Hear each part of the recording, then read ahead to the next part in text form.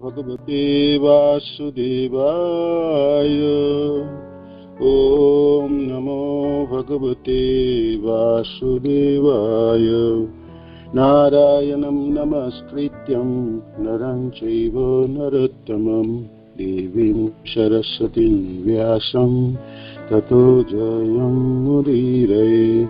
नष्टप्रायेषु अभद्रेषु नित्यं भागवत सेवया भगवती उत्तम श्लोके भक्तिर्भवती नैष्टिकी। श्रीमद् भागवत ग्रंथराज की जय। स्कंद 10 अध्याय 11 कृष्ण की बाल लीलाएं। श्लोक संख्या 10 और 11 10 and 11।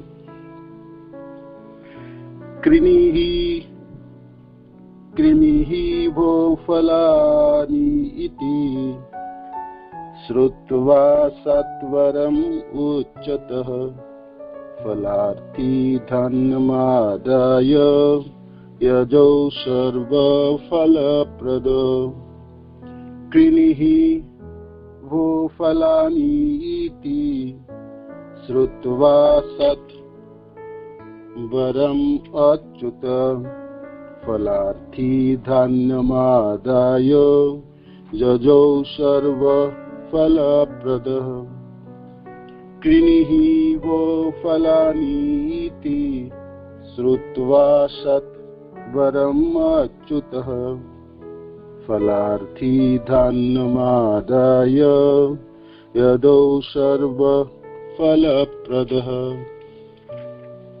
शब्दार्थ और तात्पर्य। शब्दार्थ अनुवाद और तात्पर्य श्रील प्रभुपाद की जय।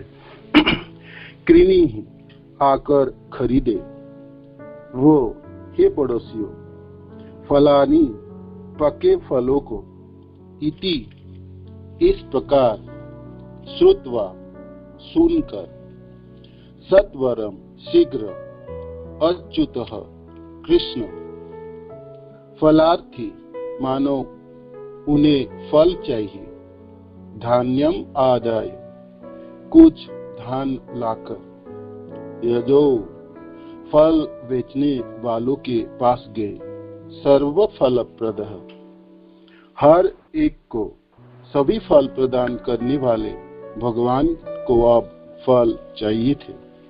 अनुवाद। एक बार एक फल बेचने वाली स्त्री पुकार रही थी, हे ब्रज भूमिवासियों, यदि तुम लोगों को फल खरीदने हैं तो मेरे पास आओ। यह सुनकर तुरंत ही कृष्ण ने कुछ अन्न लिया और सौदा करने पहुंच गए, मानो उन्हें कुछ फल चाहिए थे। तात्पर्य। सामान्यतया आदिवासी लोग गांवों में फल बेचने जाते हैं। यहाँ पर बताया गया है कि आदिवासी कृष्ण से कितने अनुरक्त थे। आदिवासियों पर अनुग्रह करने के लिए ये तुरंत अंजलि में धान लेकर फल खरीदने चले आए, क्योंकि अन्यों को ऐसा करते उन्होंने देखा था। श्लोक संख्या 11। फल विक्रीणितस्य च्युत्य धान्यं करोदयं फलेर अपूरयत रत्नै फलभाण्डम् अपूरीच। फल विक्रीणितस्य च्युत्य धान्यं करोदयं फलै अपूरयत रत्नै फलभाण्डम् अपूरीच।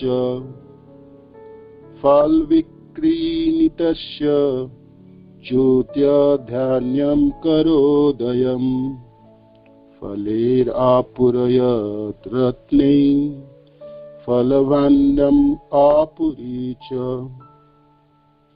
फल विक्रीणि फल बेचने वाली आदिवासिनी, तस्य कृष्ण का, च्युत धान्य बदलने के लिए जो धान लाए थे यह गिर गया।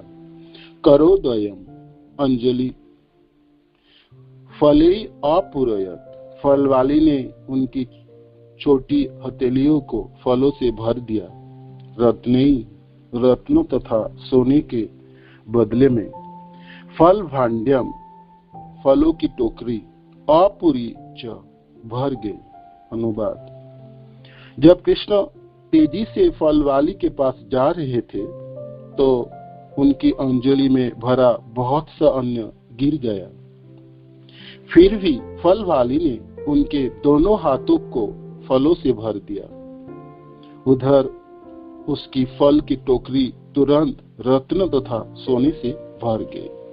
तात्पर्य: भगवत गीता में कृष्ण कहते हैं, पत्रम पुष्पम फलम तोयम जो मे भक्ता प्रयोक्ष्यति तदहम भक्तो अपहृतम अश्नामि प्रयतात्मना। कृष्ण इतने कृपालु हैं कि यदि कोई उन्हें एक पत्ते, एक फल, एक फूल या थोड़ा जल भी अर्पित करता है तो वे उसे तुरंत स्वीकार कर लेते हैं। शर्त केवल इतनी ही है कि ये चीजें भक्ति पूर्वक समर्पित की जाए, जो में भक्ता प्रयच्छति।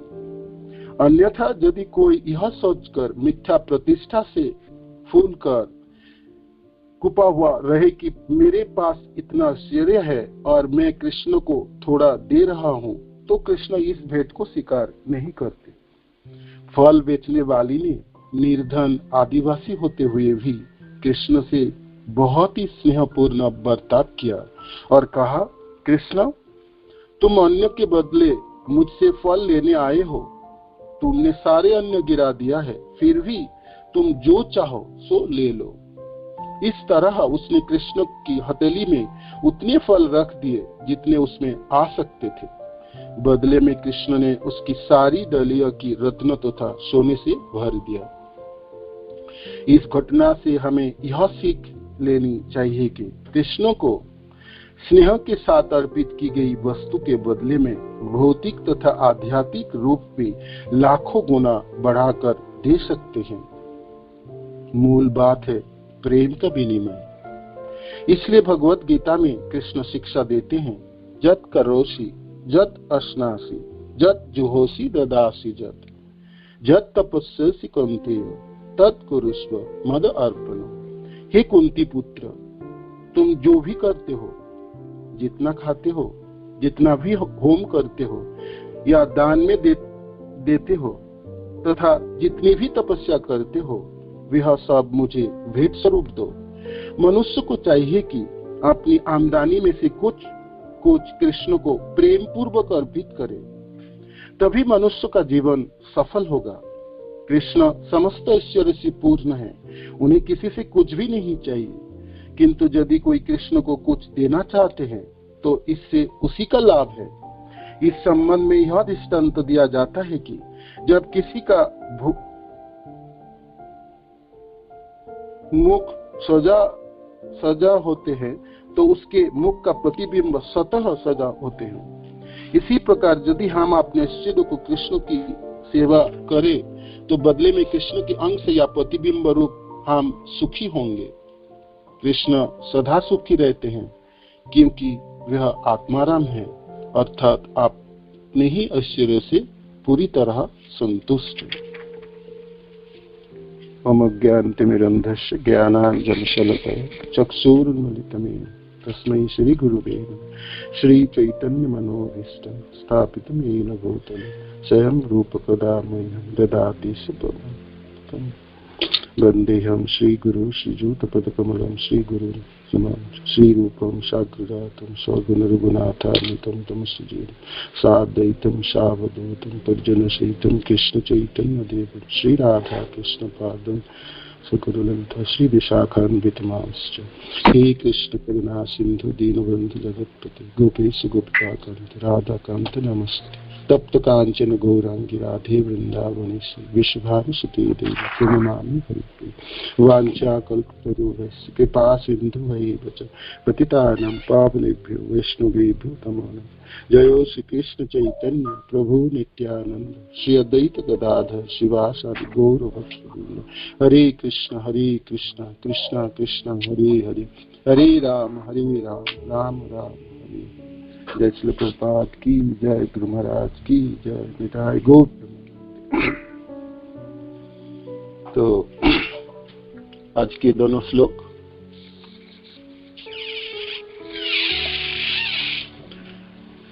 दामोदर लीला की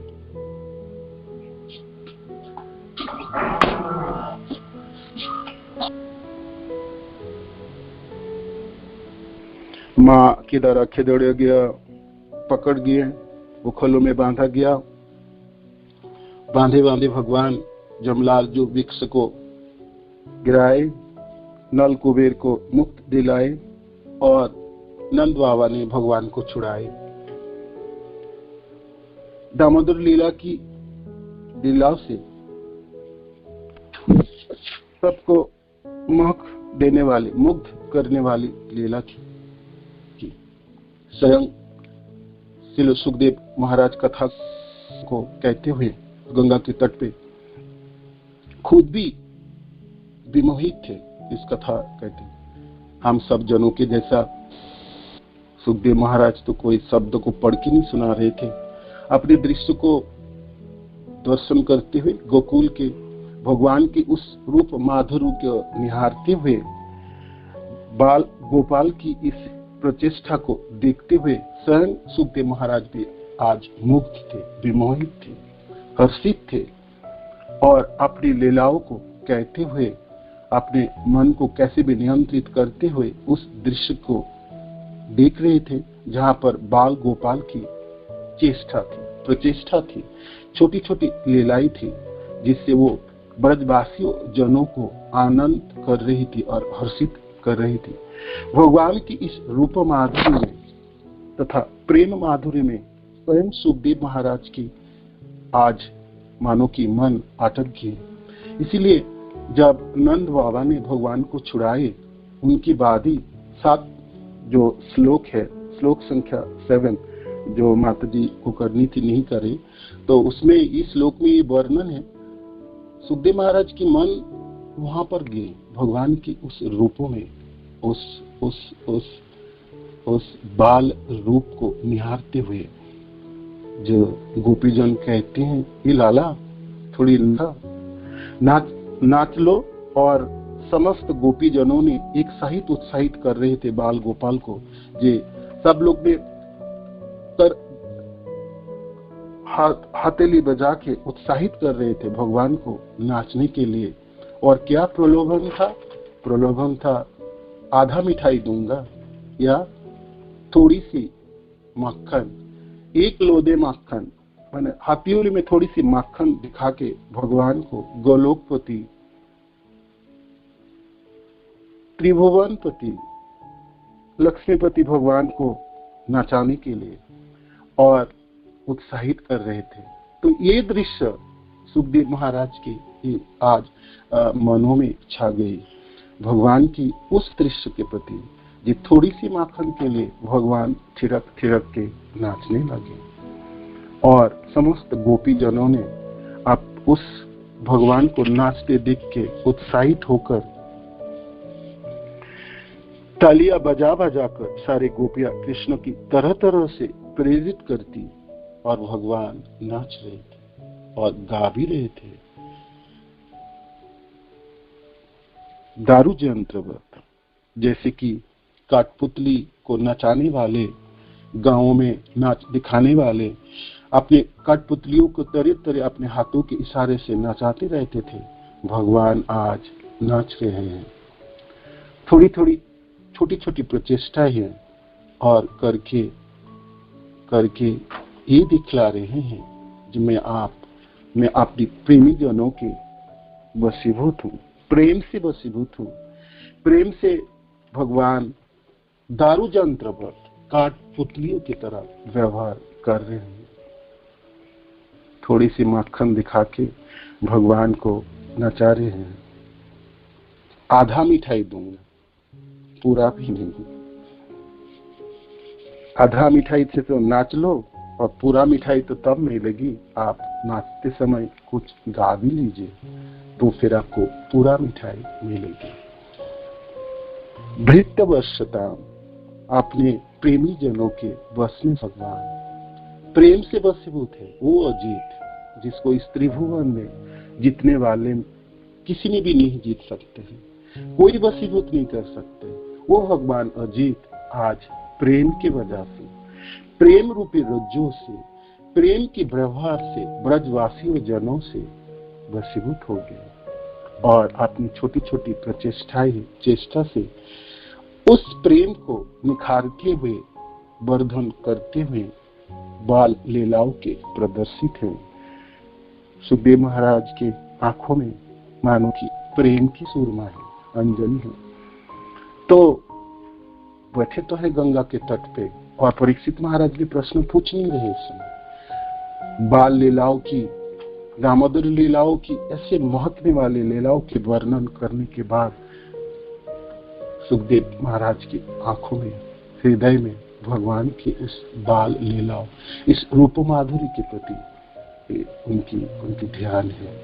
तो ऐसी दृश्य है इस गोकुल में। भगवान अपने गोकुल वासियों के प्रति, माता यशोदा, नंद बाबा, रोहिणी माता के प्रति तो प्रेम ही है, वात्सल्य प्रेम की पराकाष्ठा है। समस्त ब्रजवासियों जनों के प्रति भगवान की प्रेम की उद्गार है। ब्रज की मनुष्यों की बात किया, ब्रज की पशु पक्षियों के प्रति भगवान की प्रेम है और विशेष करके ब्रज के वन में रहने वाली भिलनिया के प्रति है।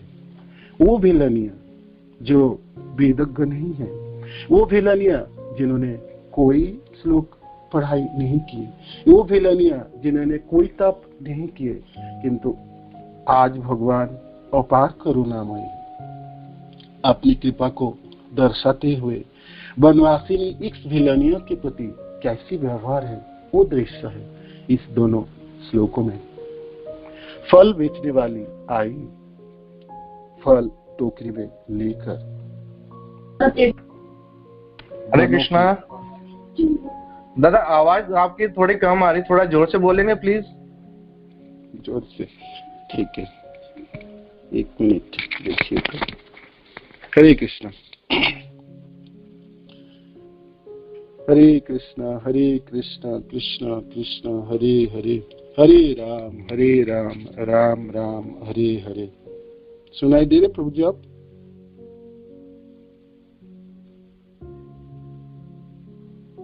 बोल जी दादा, आप क्लियर है। ओके। तो शब्द कृणी हो फलानी इति, फल ले लो, ऐसे पुकारते हुए वो भिलनी आई है गोकुल में। ऐसे तो सुनी थी, नंद बाबा के जी पुत्र है, देखने में बहुत सुंदर है। मनों में तो वो लालसा थी जो एक झलक दर्शन मिल जाए। तो नंदालय के प्रांगण में जब आई तो उन्होंने जोर जोर पुकारने लगी, फल खरीद लो, फल ले जाओ। यशोदा मैया किसी कार्य से व्यस्त रही तो ये शब्द पड़ी तो पड़ी लाला की कानों में।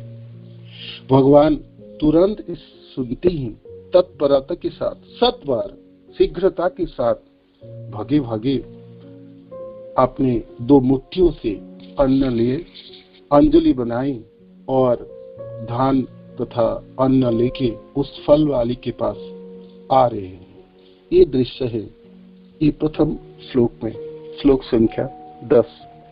कृणि वो फलानी इति श्रुत्वा सत्वरम अच्युत, वो अच्युत जिससे जो कभी भी गिरने वाले नहीं है, बहुत शीघ्रता के साथ फलार्थी धन्यमादाय, फल पाने के लिए फलार्थी, आशा है कुछ फल मिलेगा। जो सर्व फल प्रद, जो सबको फल देने वाले, सबों को फल प्रदान करने वाले भगवान कृष्ण आज आपने दोनों छोटे छोटे हाथों को अंजलि बनाई और धान तथा अन्न लेके बहुत शीघ्रता के साथ उस फल वाली के तरफ चलने लगे। फलार्थी, भगवान आज फलार्थी है, फल की कामनाएं है, फल चाहिए उनको।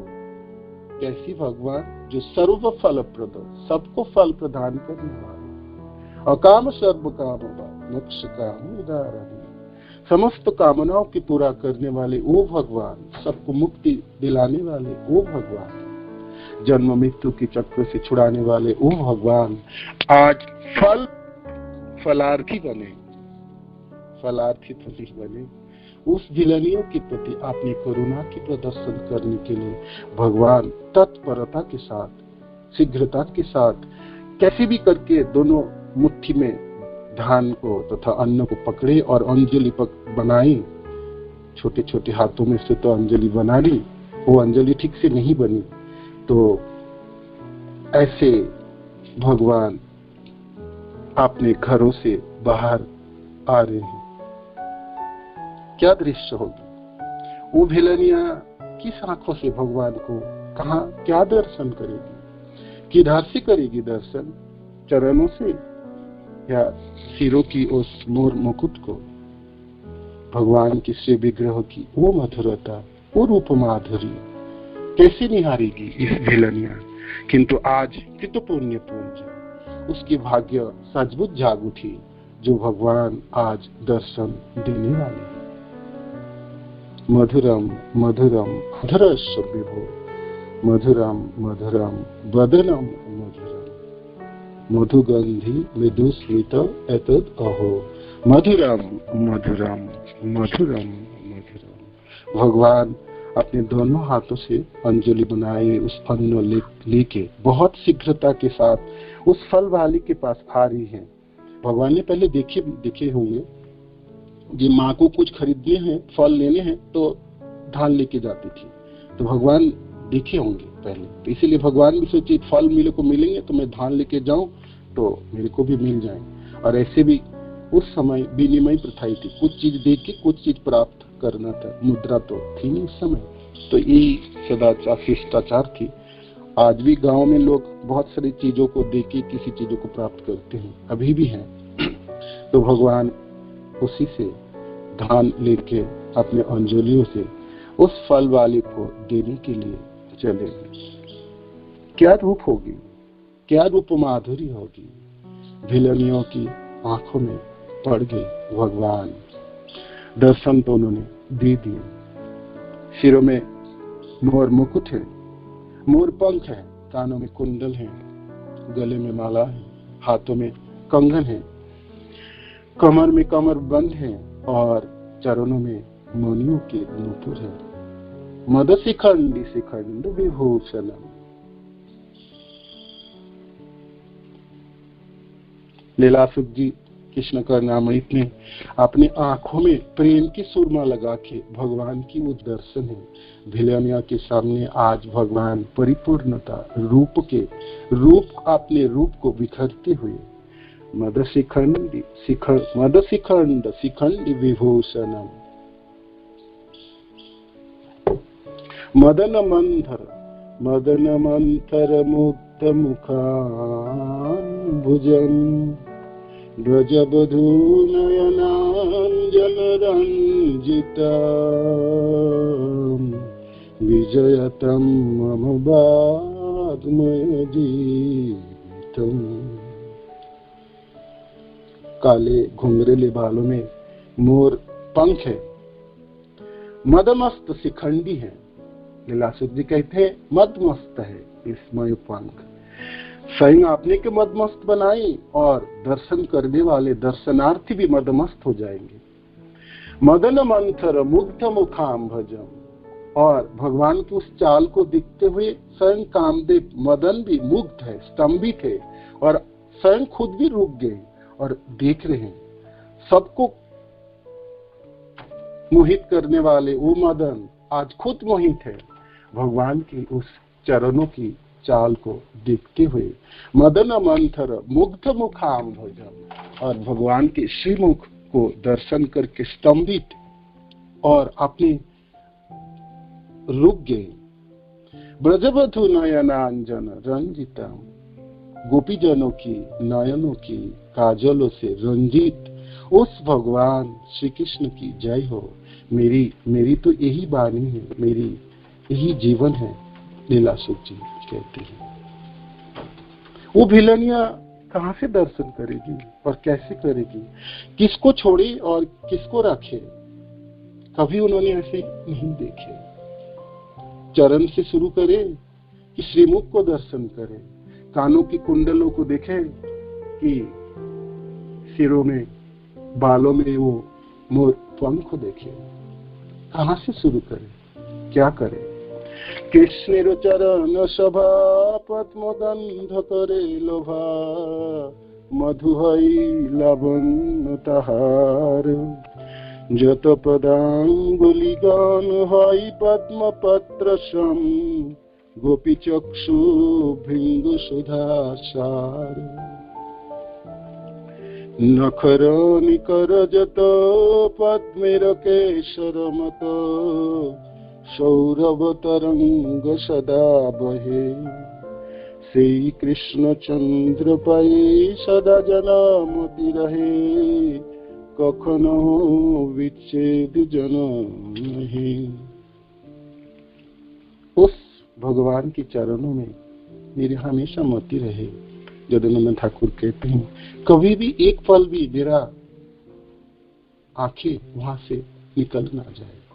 तो वो भेलनिया की आंखों में आज आए चरणों को देखते हुए, भगवान के चाल को देखते हुए, भगवान के रूप माधुरी को देखते हुए तो सोच रही थी क्या रखूं और क्या छोड़ दूं, कैसे करके समेट लूं। अधरम मधुरम वदनम मधुरम नयनम मधुरम हसितम मधुरम, हृदयम मधुरम गमनम मधुरम, मधुराधिपते अखिलम मधुरम।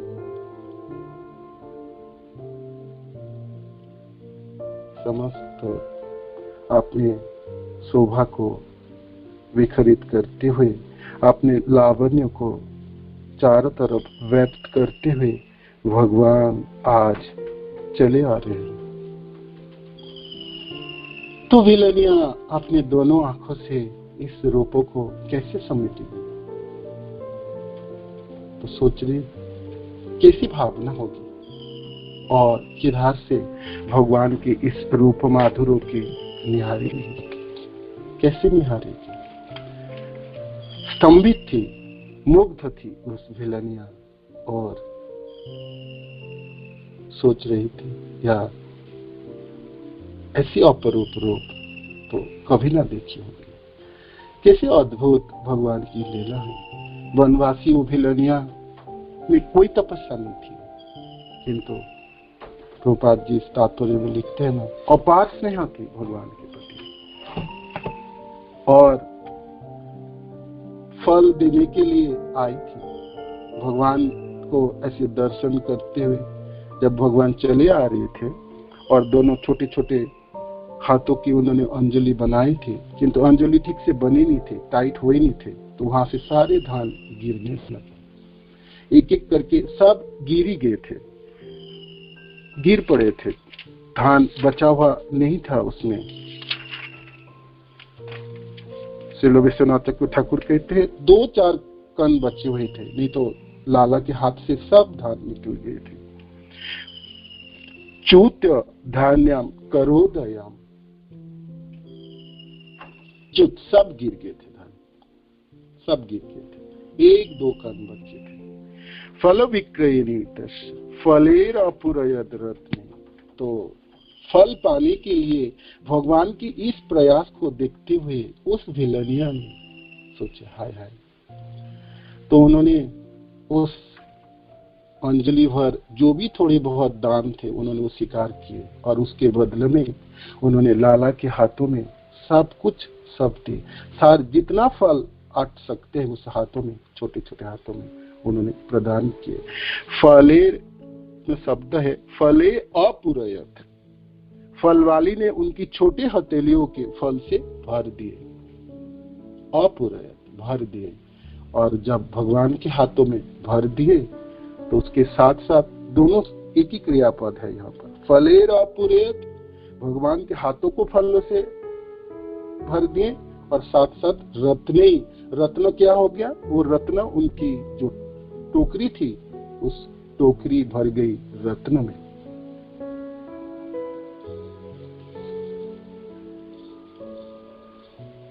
हे कृष्ण, तुम अन्न के बदले मुझसे फल लेने आए हो।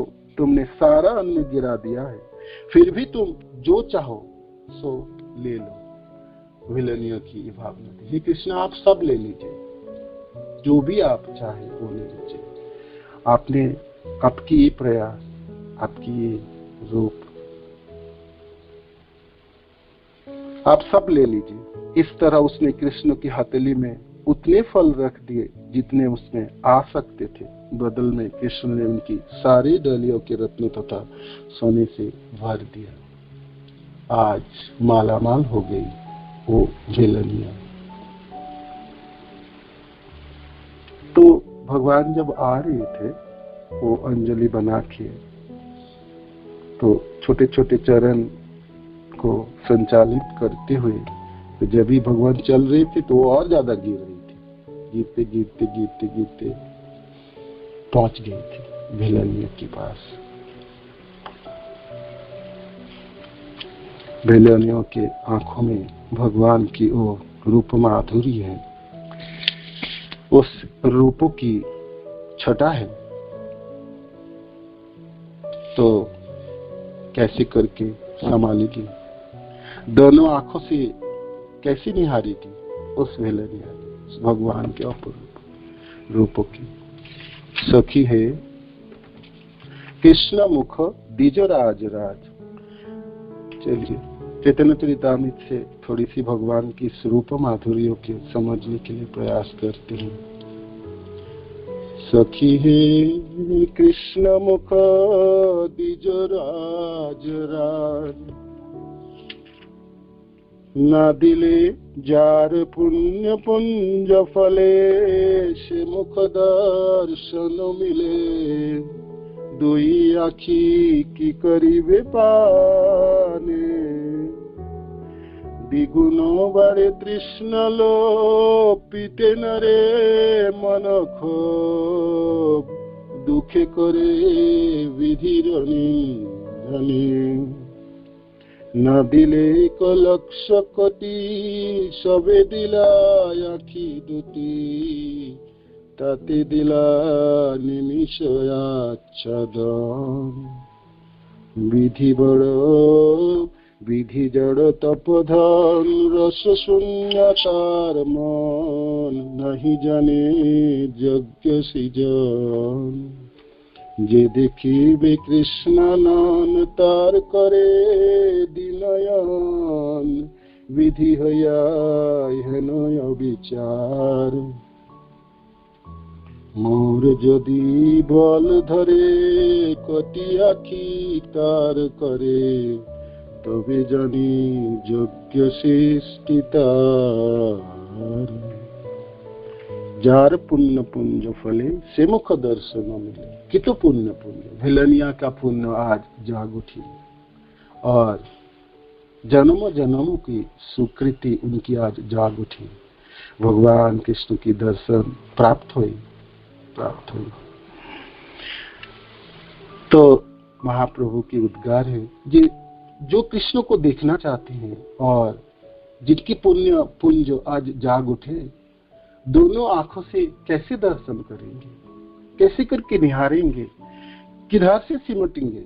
चरण को सिमटेंगे या दोनों हाथों को देखेंगे?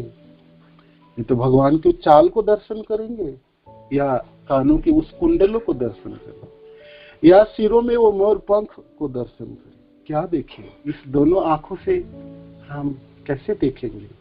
कैसे करके सिमट लेंगे, अपने हृदयंगम कर पाएंगे उस कृष्ण की दर्शनों की?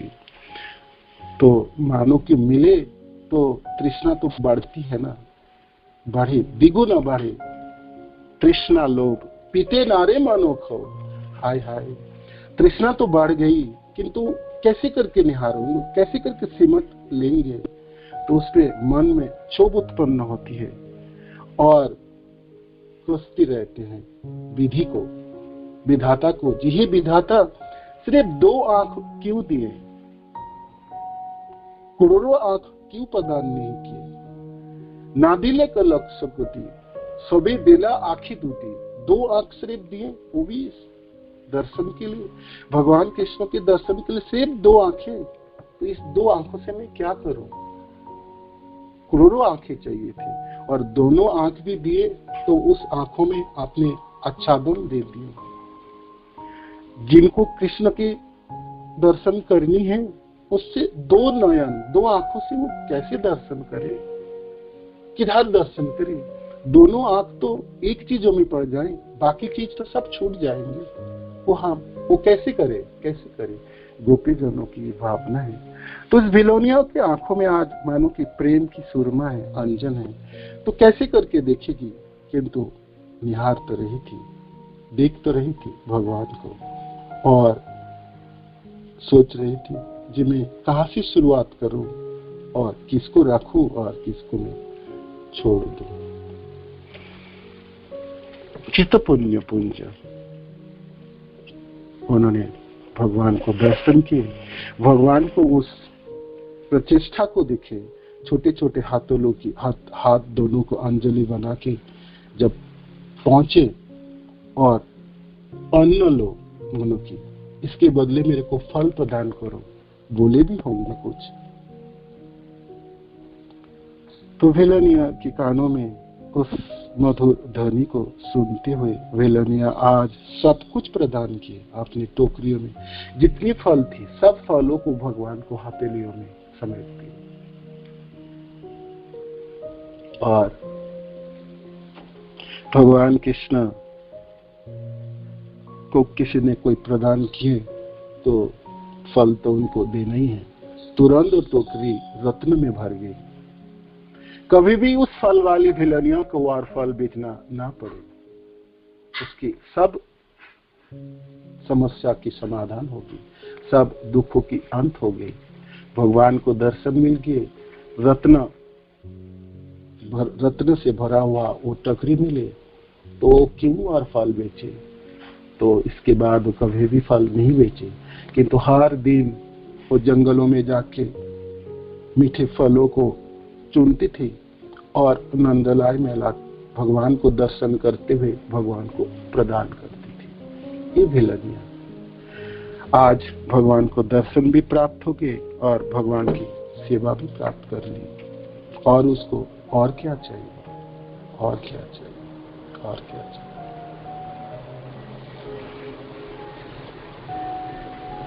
इस घटना से हमें यह सीख लेना चाहिए कि कृष्ण को स्नेह के साथ अर्पित की गई वस्तु के बदले में भौतिक तथा आध्यात्मिक रूप में लाखों गुना बढ़ाकर दे सकते हैं। दे तो दिए उन्होंने, अपने रूप को भी दिखा दिए, दर्शन करा दिए और रत्न से भर दिए उनके टोकरी को, जिनके लिए उसको कभी भी और फल बेचने की जरूरत नहीं होगी। कभी दिनचर्या, हर दिन मरने वाली दिनचर्या को उसको जापन नहीं करनी पड़ेगी। हर पल हर समय वो कृष्ण की उस रूप को निहारते हुए उसके लालसा में हर्षित होते हुए वो भिलनिया जंगलों में घूमती हुई फल को चुनती थी और चखने का बात तो है नहीं।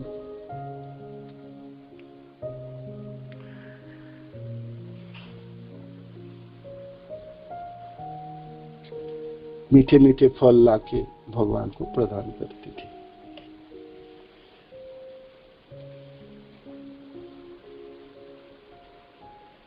यह स्नेह की बर्ताव है, प्रेम की आदान प्रदान है। भगवान कृष्ण आज बाल लीलाओं में अपने प्रेमी जनों के साथ अपनी भृत्यवशता तथा जिनमें अपने भक्त जनों के प्रेम में बसीभूत हूं और उससे तो मेरे से कुछ भी करा लो। तो ये भृत्यवशता की एक झांकी है, एक छवि है। सिर्फ ब्रजवासी जनों के प्रति नहीं, भगवान की प्रेम तो उस ब्रज के वनों में रहने वाले भिलनियों के प्रति भी है। भाग्यवान है वो भिलनिया कि तो पुण्य पुंज जीवन के पुण्य को सुकृति को एकत्रित करके आज भगवान को दर्शन भी प्राप्त हुए, थोड़ी सी फल उन्होंने प्रदान किए, उसके बदले में क्या प्राप्त हुआ उनको? भगवान की रूप माधुर्य को निहारते हुए भगवान की प्रेम को प्राप्त किए, भगवान की उस छवि को निरंतर अपने हृदय में धारण करती हुई जंगल में घुमा करती थी और भगवान में सेवा में रत हो गई। यही प्राप्ति है, और क्या चाहिए? और क्या चाहिए?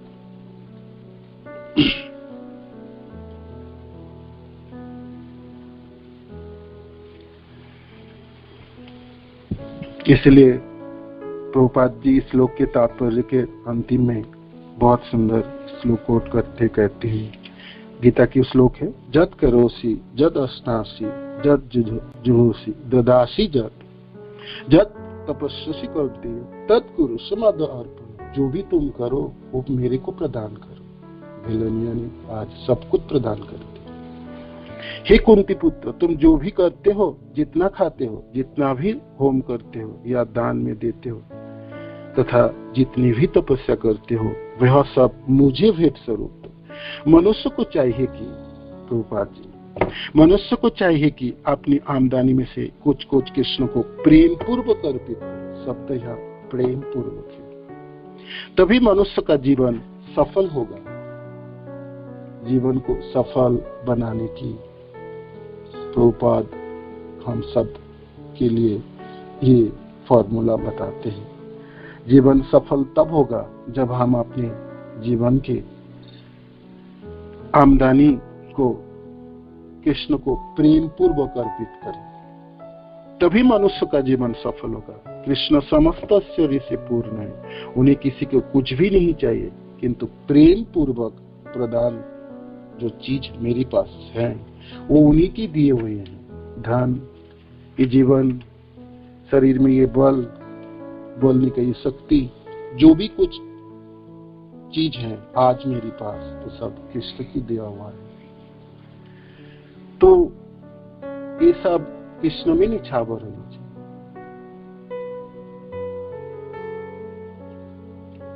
जीव तब सुखी हो सकता है जो कृष्ण के देने के लिए उसके हाथ उठे, कृष्णों की सेवा के लिए उसकी इंद्रिया उसमें कार्य करे,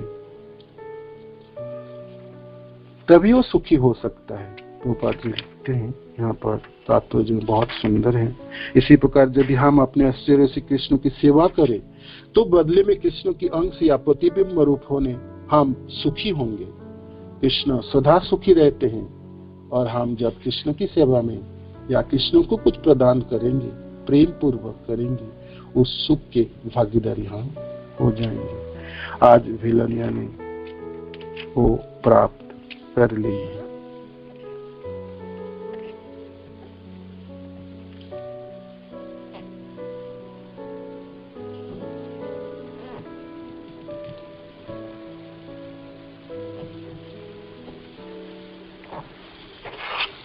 हरे कृष्ण।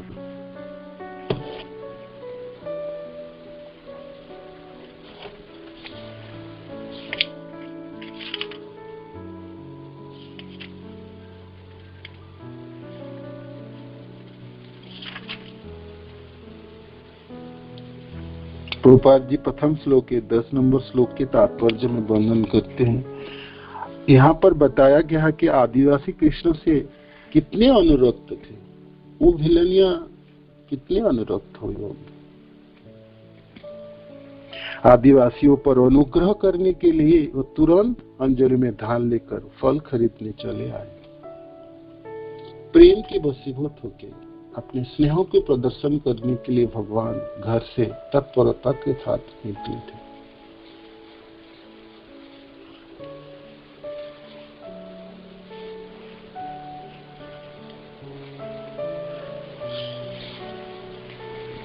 ये दोनों श्लोक भगवान की रूप माधुरी है, भगवान की अनुग्रह है और वो भेलनिया की जो अनुरक्त है भगवान के प्रति, उसको प्रदर्शित करती है।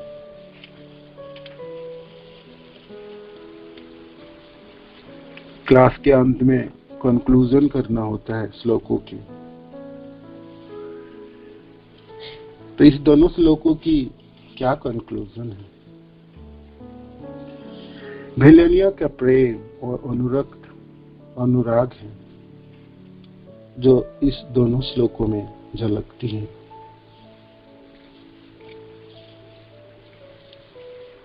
प्रेम से दी हुई थोड़ी सी चीज भी हम सब जनों को, कृष्ण के लिए थोड़ी सी चीजों की ये दान प्रेम पूर्वक, एक पत्ते, थोड़ी सी फल, थोड़ी सी फूल या जल प्रेम पूर्वक प्रदान करने से वो अजीत को हम जीत सकते हैं। भगवान गोलोकपति लक्ष्मीपति कृष्ण को हम जीत सकते हैं। शर्त ये है, उसमें प्रेम होनी चाहिए, अनुराग होनी चाहिए, अनुरक्त होनी चाहिए।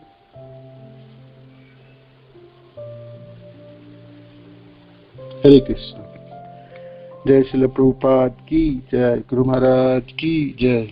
तो किसी को कोई प्रश्न है या किसी ने कोई इस दोनों श्लोक के ऊपर कुछ बोलना चाहते हैं, कोई टिप्पणी देना चाहते हैं, तो आप सब कर सकते हैं। प्लीज सादर आमंत्रित है। आप किसी ने इसके ऊपर कोई टिप्पणी करना चाहे या कोई प्रश्न पूछना चाहते हैं, जी बोल।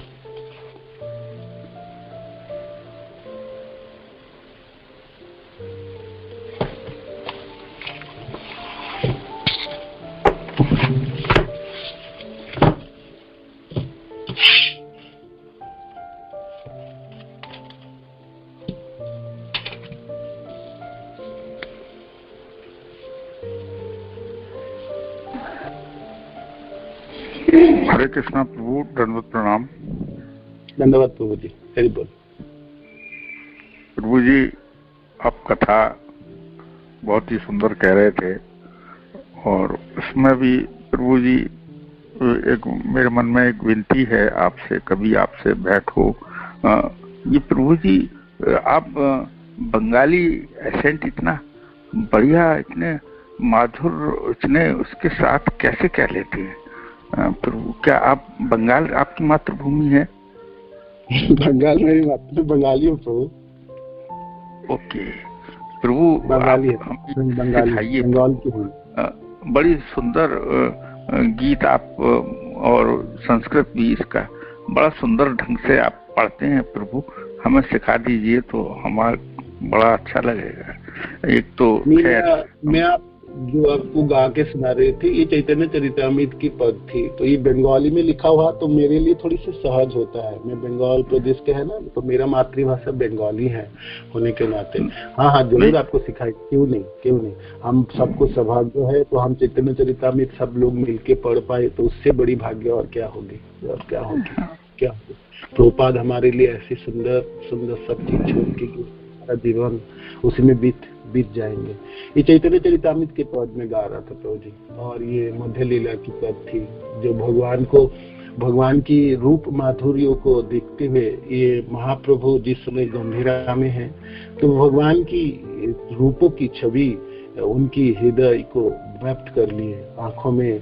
तो भगवान के रूप को दर्शन करते हुए तो उनकी उद्गार है, जी मैं दोनों आंखों से कैसे देख लूं, दो सिर्फ आंख है और उस दोनों आंखों से भगवान के रूप को निहारूं, तो कहां से निहारूं, किधर से निहारूं, किसको निहारूं और किसको छोड़ दूं, और कहां से शुरुआत करूं? कुंडल को देखो, मोरपंख देखो, श्रीवदन को देखो, होठ को देखो या चरण को देखो, कहां से करो? दो आंखों तो एक चीज को देख सकता है, तो लाखों करोड़ों आंख होनी चाहिए ना। यही राधा रानियों की भावना है, गोपीजनों की भावना है, ये लाखों करोड़ों होनी चाहिए। सिर्फ दो आंख, वो भी कृष्ण को दर्शन कर लिए।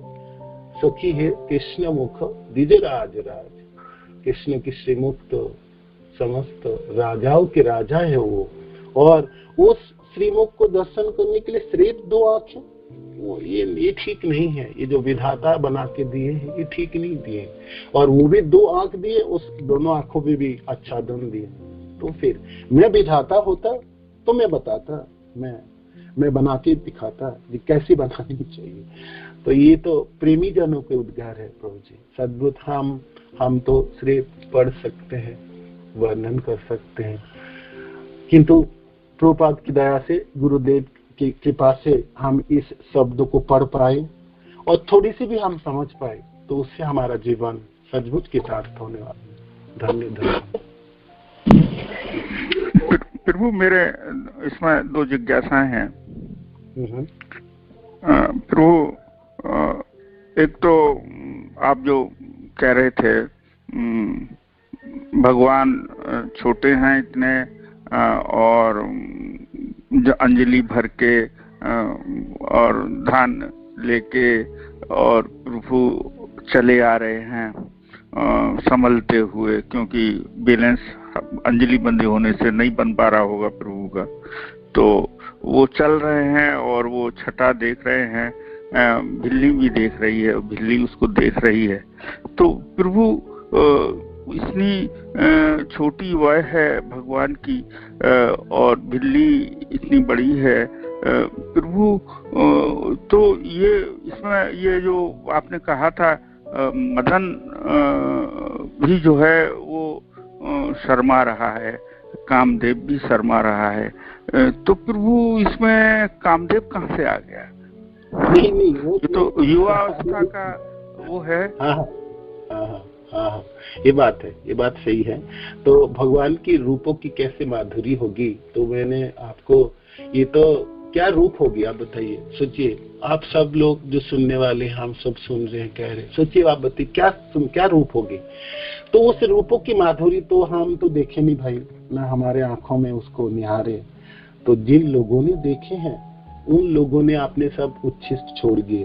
तो कृष्ण कर्णामृत में बिल्वमंगल ठाकुर की ये पद थी, जो मदन अमन, वो बिल्वमंगल ठाकुर अपने भगवान को दर्शन करते थे और करके वो लिख रहे थे पदों के। तो ये शब्द मदन अमंथर मुग्ध मुखाम भजन, भगवान के ऐसे रूप है जिससे कामदेव भी मोहित हो जाए। तो उसमें उन्होंने उपमा प्रदान की है। ऐसा नहीं कि कामदेव उसको देख के स्तंभित हुए। और भगवान सिर्फ किशोर रूप में ही मोहित करने वाले नहीं, बाल रूप में भी मोहित करने वाले हैं। आप भगवान के बाल रूप, समस्या ये है ना, हम लोगों ने नहीं देखे ना प्रभु जी, है ना। हम नहीं देखे, हम सिर्फ शब्दों को पढ़े और शब्दों को पढ़ते हैं। इसलिए हमारे आंखों में तो सिर्फ शब्द होती है। उस शब्द को पीछे जो छवि है, उस शब्द के पीछे जो दृश्य है, वो हम कहाँ से लाए। वो तो सुखदेव महाराज गंगा के तट पे बोलते हैं, आज विमोहित थे तो रूप को निहार रहे होंगे। और विशेष करके इस जो पद मैंने गाए थे वो बिल्वमंगल ठाकुर की कृष्ण कर्णामृत की पद थी। ये मदशिखंड शिखंड विभूषणम मदन मंथर मुग्ध मुखाम भजम ब्रजवधु नयनांजन रंजितम मम बागमय विजयताम मम बागमय जीवितम। बिल्वमंगल ठाकुर दर्शन करते ही भगवान की उस रूप को निहार रहे थे। तो कह रहे, देखो क्या मदमस्त है भगवान, अपने सिरों में मोर पंख है। और ऐसे रूप को देखते हुए तो मदन भी, जो कामदेव, वो भी स्तंभित हो जाए। क्यों ना हो, कोई भी स्तंभ। इन्होंने उसने उपमा प्रदान कीजिए, कोई भी व्यक्ति, जो सबसे सुंदर से सुंदर व्यक्ति भी मोहित हो जाए भगवान के इस रूप को देखते हुए। और भगवान गोपी जनों की आंखों की अंजन है। ये बात सही है, आपने सही कहा। जे भगवान के किशोर रूपों की वर्णन हो सकता, बिल्वमंगल ठाकुर भगवान के किशोर रूप की दर्शन कर रहे हैं, किंतु मैंने तो यहाँ पर वर्णन की थी कि भगवान के रूप माधुर्य को मेरे पास और कोई पद नहीं था। मैं आप कैसे वर्णन करेंगे बताइए। भगवान दोनों अंजलि को पकड़ के आगे बढ़ रहे हैं और भिलनिया वो दर्शन कर रही है। इसमें सूरदास जी की पद बहुत सुंदर होती है, किंतु सूरदास जी की पद ब्रजभाषा में लिखा होने की वजह से मैं बहुत ज्यादा उसको अर्थ को समझ पाता हूँ और ना, किंतु मेरे मनों में लालसा रहती है भगवान के रूपों को कैसे यहाँ पर वर्णित हो जाए। तो भाई प्रेमी जनों की शब्दों से वर्णन किया जा सकता है। तो इसीलिए ये श्लोक मैंने अपने कृष्ण कर्णामृत के वहां से वर्णन है। मदन शब्द यहाँ पर मोहित हो रहे, स्वयं कामदेव भी मोहित हो रहे हैं। ठीक है, ये हो सकते हैं बिल्कुल ठाकुर भगवान के किसी रूप के दर्शन करे, ये बात सही है, आपकी भावना ठीक भी है, हो भी सकते किसी रूप के दर्शन। इसमें प्रभु हरे कृष्णा प्रभु, इसमें प्रभु हमारा जो सोचना समझना कार्य करना और जो भी हम जिन चीजों से अपना परसेप्शन लेते हैं वो सब प्रभु ये दैहिक है प्रभु। और जब हम भगवान की बात करते हैं, भगवान का भजन करते हैं, भगवान का अर्चन करते हैं, वंदन करते हैं, तो भी ये वो दैहिक ही है। तो प्रभु क्या ये ऐसा करते हुए, और जब ये कथा और ये रूप भगवान का आ रहा है, आप वर्णन कर रहे थे, तो प्रभु क्या ये हम अपने साथ बेईमानी नहीं कर रहे हैं? क्या ये चोरपन नहीं है? प्रश्न है प्रभु के। हाँ, नहीं तो ये चोरपना नहीं है, बेईमानी भी नहीं है। आप जप करते हैं, भगवान के नाम जपते हैं, भगवान की कथा को सुनते हैं, भगवान के रूप माधुर्य को जो उन्होंने प्रेमी भक्त जनों ने जो देखे हैं उनको जब सुनते हैं तो हमारी इंद्रिया भी कलमशग्रस्त है ना, तो हमारी इंद्रिया की कलमश हटती है धीरे धीरे। ऐसे कथा सुनते सुनते कल माता जी कह रही थी ना, कथा सुनने की जो फल है, वो जो 6 फल वर्णन की थे ना, सचमुच एक फल ये है, कथा को सुनते सुनते एक दिन आपकी भाग्य सचमुच जाग उठेगी, सचमुच जगेगी, और आपकी मन, आपको इंद्रिया उस पर खींची हुई चले जाएंगे। आप सुनते रहेंगे, एक दिन आसक्त हो जाएंगे। सुनते आसक्त ना, जैसे भौतिक संसार में हम आसक्त हैं, सुने, फिर देखे, फिर लोगों ने कर रहा है उसको देखे, फिर आसक्त हो ना कोई चीजों में। ऐसे भगवान के रूप माधुर्यों को आप भी सुनते रहेंगे, भागवत के श्लोकों के माध्यम से उनके प्रेमी भक्त जन के उच्छ्वास को सुनते रहेंगे। सुनते एक दिन हमारे इंद्रिया सचमुच उसको पकड़ने लगेंगे, है ना, पकड़ने लगेंगे। महात्मानस्त माम पार्थम दैवीन प्रकृति में आश्रिता। तो जब सुनते हैं सचमुच आप दैवी प्रकृति, भगवान के अंतरंग शक्ति के अधीन में होते रहेंगे। जैसे जब आप कीर्तन करते हैं, माला जपते हैं और बहुत अच्छी तरह से जपते हैं, तो उस समय ठीक है, हम दैहिक में हैं, हमारे इंद्रिया जड़ है, किंतु इस जड़ इंद्रिया की कलमश हटता क्यों है? वो आध्यात्मिक कार्य में लिप्त है, भगवान के गुणगान सुन रहे हैं, भगवान के गुणगान कर रहे हैं, या भगवान के नाम को जप रहे हैं। और जब समस्त इंद्रिया से भगवान के सेवा कार्यों के संपादन, आज विग्रह सेवा करेंगे, परिक्रमा करेंगे, भक्त जनों की सेवा करेंगे, गुरुदेव की सेवा करेंगे, जब आप सेवा कार्य में लिप्त हो जाएंगे, ये इंद्रिया, जड़ इंद्रिया जो आपकी धीरे धीरे शुद्धि प्रदान होती है ना।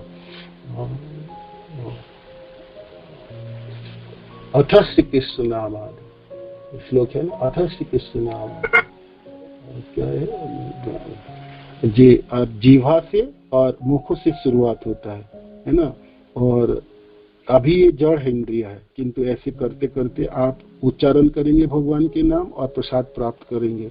अतः श्री कृष्ण नाम स्वयं स्फूर्ति अत अधा, धीरे धीरे करते करते ये जो जड़ इंद्रिया है, इसमें ये इंद्रिया दिव्यता प्रदान प्राप्त कर लेती है और भगवान के रूपों को, भगवान के नामों को, भगवान के सब चीजों को ग्रहण करने सीख जाएंगे। तो ये बेईमानी नहीं है प्रभु, ये जीवों की प्रयास है। वो अपने पुण्य को, कितने पुण्य सुकृति प्राप्त होगी उसको, वो अपने प्रयास को, अपने कदम को भगवान की तरफ बढ़ा दिए।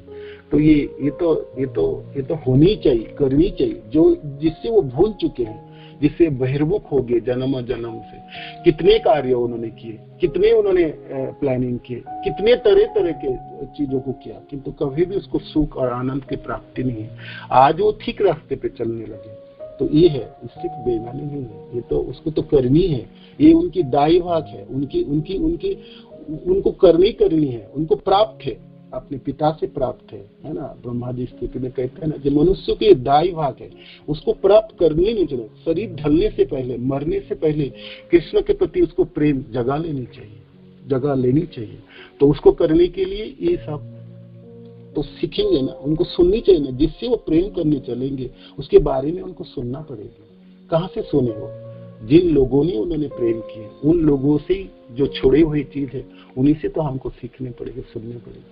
जो भागवत की कथा है, भागवत की श्लोक है, भागवत के शब्द, प्रभुपाद की तात्पर्य है ना, गुरुदेव की शिक्षा है, गुरुदेव की सब उपदेश, ये सब चीजों को ग्रहण करते हुए हमारे अपने इंद्रियों को हम कलमश से छुटकारा दिलाएंगे और सचमुच हम अपनी दिव्यता को प्राप्त करेंगे, है ना। ये अवश्य कर पाएंगे, हम करेंगे। ये हमारी दायित्व है, पिता की दिया हुआ छोड़ा हुआ ये संपत्ति है, हमने उसको भूल गए हैं, हमने उसको चूक रहे थे। तो कैसे भी करके हम आपको सब सिमट लेना है, समझ लेना है।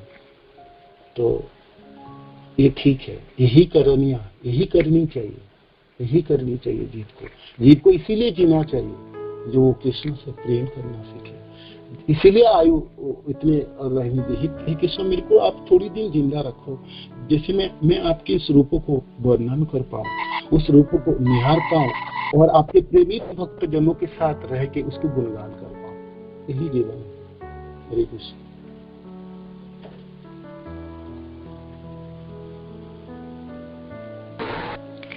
हरे कृष्णा प्रभु, बहुत सुंदर आपने बताया, आपकी जय हो। प्रभु मेरा एक और इसमें प्रश्न मेरे पास आ गया है। प्रभु वही पुराना प्रश्न है, अनुसरण वाला। तो प्रभु ये हमारे ऐसे भाग्य, ऐसे पुण्य, ऐसे वो क्यों नहीं हो जाते, क्यों कब होंगे प्रभु? कि दिल्ली जैसे लोग जो हैं प्रभु भगवान के यहाँ उस काल में, उस देश में उपस्थित हैं और ये इस रूप माधुर्य का आनंद ले रहे हैं प्रभु। ऐसा कैसे, कब हो, कैसे हो? ये बहुत सुंदर प्रश्न है। वो प्रश्न आपकी, मैं इस लोक दोनों को पढ़ते पढ़ते मेरे में मन में आई कि क्या भाग्य है इस भिलनी की, क्या लाई उन्होंने स्वीकृति। तो ऐसा हम कब कर पाएंगे? सच में जी प्रश्नों का उत्तर मेरे को पता नहीं है, ये प्रश्न मेरी भी है। तो इसलिए जो भी लोग सुन रहे हैं या गुरुदेव से कभी पूछेंगे, भक्तजनों से पूछेंगे, सचमुच जो भिलनिया ने क्या भाग्य है, क्या भाग्य लाई थी। मैं पढ़ते समय और क्लास को तैयारी करते समय में सोच रहे थे कि भिलनी का सचमुच क्या भाग्य थी। ये प्रश्न मेरा भी थे प्रभु, आपने कर डाले। और इस प्रश्न के उत्तर मेरे पास नहीं है, सचमुच नहीं है। उनके पास क्या भाग्य थी और हम हमारे में भिलनी के कैसे, वो एक वनवासी नहीं, एक भिलनिया थी और कुछ भी नहीं जानती। उसके कोई साधन, कोई पढ़ाई, कोई श्लोक, वो वेदज्ञ नहीं थी, वो ब्राह्मण नहीं थी। प्रभु हम ऐसा सोचते हैं प्रभु, तो क्या ये जो कहा था कि वे अनुसरण वाली बात थी, कल भी थी ये बात, पहले एक दो दिन पहले भी थी। तो ये बात भी प्रश्न, तो समझ गए हम आपकी भावना है कि भिलनिया का हम अनुकरण करें कि अनुसरण करें। यहाँ पर प्रश्न आपके मनों में भावना है। बात सच है, जो भिलनिया का भाग्य क्या थी ये हमको पता नहीं है, और कैसे उन्होंने दर्शन कर लिए भगवान को हम कैसे नहीं कर पा रहे और क्यों नहीं कर पाए। तो ये प्रश्न तो आपको हृदय में रहने दीजिए, ये आपको हमेशा सजाग रखेंगे और आपको संचालित करते रहेंगे और आपको मनों में पीड़ा उत्पन्न करेगी। तो सचमुच मैंने क्यों नहीं, वो भिलनिया के जैसे भाग्य मेरे में क्यों नहीं है। प्रभु जी ये अनुकरण छोड़ दी, लेकिन ये मनों की ना आप रखिएगा, जरूर रखनी, हर व्यक्ति को रखनी चाहिए। मनों में क्षोभ उत्पन्न, हम क्यों नहीं भिलनिया के जैसे भाग्य को क्यों नहीं प्राप्त हो। आप इसमें अनुकरण के उसमें दंड मत, इस प्रश्न को आप हमेशा याद करते रहिए और भगवान कृष्ण से प्रार्थना कीजिए, हे कृष्ण ऐसी भाग्य भी नहीं है क्या, ऐसी भाग्य भी नहीं है क्या हमारे, ऐसी भाग्य भी नहीं है क्या। ये तो प्रार्थना ही है, किंतु इस प्रश्न के उत्तर आपको कभी प्राप्त हो जाए तो मेरे को भी बताइएगा प्रभु। हरे कृष्ण, हरे कृष्ण। जय श्री प्रभुपाद की जय, गुरु महाराज की जय, निताय गौर प्रेमानंदे। हरि हरि बोल, हरि बोल। वंशकल्पतरुभ्यश्च कृपा सिन्धुभ्यो